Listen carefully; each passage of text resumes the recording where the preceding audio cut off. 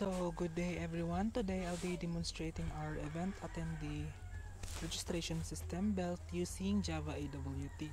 So, this project consists of three modules: na siya attendee registration form, payment module, and then attendee list display. So, we'll go through each module step by step, showing the system how it works, how we navigate between windows, and how events are triggered. Now, mo ni siya ang ato ang module. First nato na module ang ato ang registration form. So, diri nato makita ang atong mga fill up forms like full name, email, phone number, gender, ticket type, address, niya. Naapod siya itulo ka button sa ubos. So, diri ang kanyang register is mo ni siya ang mag-save sa data, move us to the next module. Ang clear is resets all the input fields here sa atong full name, etc. etc. Then exit is mag-close siya sa program. So ato siyang i-test. Pag ato siyang pinduton ang register or mag-leave ta na walay sulod ang ato ang fill up forms, na siya'y error message na mogawas. Kanang mo ni siya ang nag-show og event handling for input validation. So kailangan i-validate nato siya na need siya i-fill up pa ng atong mga forms. Now try nato form fill up, name, email,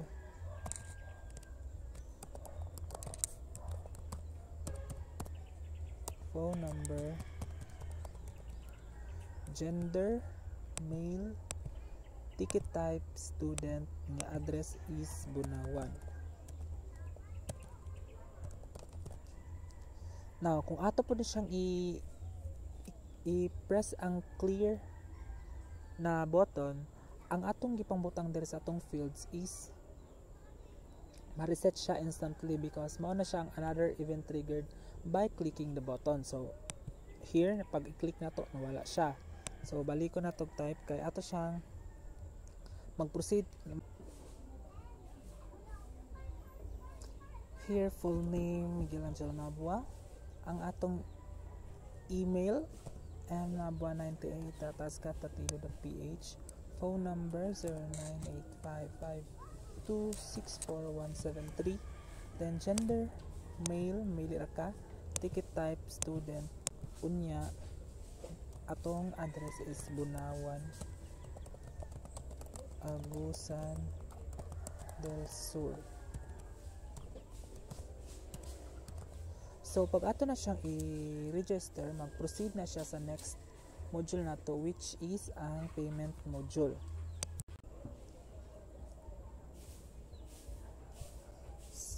So after na to ma-register is nag-proceed siya diri sa ato ang next module na mao atong payment module. Kay pag ato siya i-click tong register na button sa ubos is mag-diretso siya sa next module. Bali mag-navigate pag human nimo pindot, mag-navigate siya to the payment module.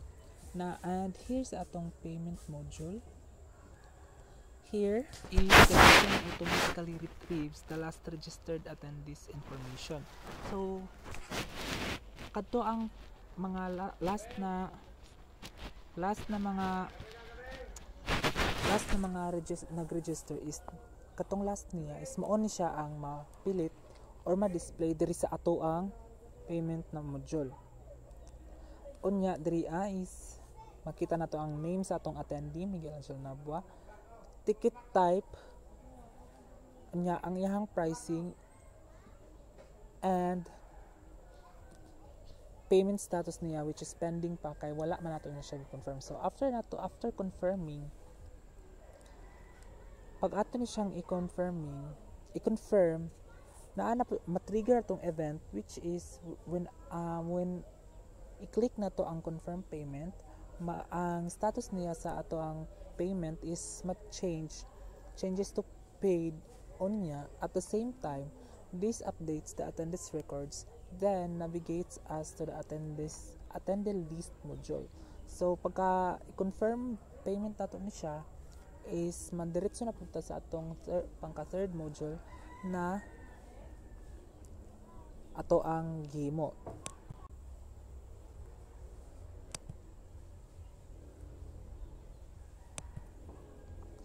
So after confirming the payment sa atong payment module list, madiretso ta diri sa atong third module na attend the list. Here, all the registered attendees are displayed in a scrolling list. For example, you can see Miguel Angelo Nabua, unya iyahang ticket type, unya ang iyahang payment status which is paid na kay gi-confirm payment naman nato siya. This confirms that ang ato ang data is successfully passed from the registration form to the payment module and finally stored in the attendee list. Pero this is just a temporary lang ni siya na stored, kanang temporary na siya stored kay wala man ta nagamit og back end bali. Pag ato na siyang i-close is ang ato ang mga registered attendees diri is mawala ra gyapon and mag-back to normal or mag-back to blank ra gyapon siya. Now, diri sa ubos nato natay close button. Pag ato na siyang i-close, by clicking this, ang event nato na trigger siya, then mag-i-close niya ang ato ang attendee list window. Para sa to summarize, we start with nag-start na sa attendee registration form where we and validate inputs. Then after nag-navigate after registration, we navigated to the payment module where ticket type determines the price and the payment confirmation changes the status. Then after confirming payment, finally we reached that list module showing all participants under payment status. Diri nato dahil ang final niya na kapadulngan ang iyang mga sa mga So throughout the demo, we saw how event handling works in Java AWT, from button clicks to dialogues ug ang iyang mga automatic navigation between modules.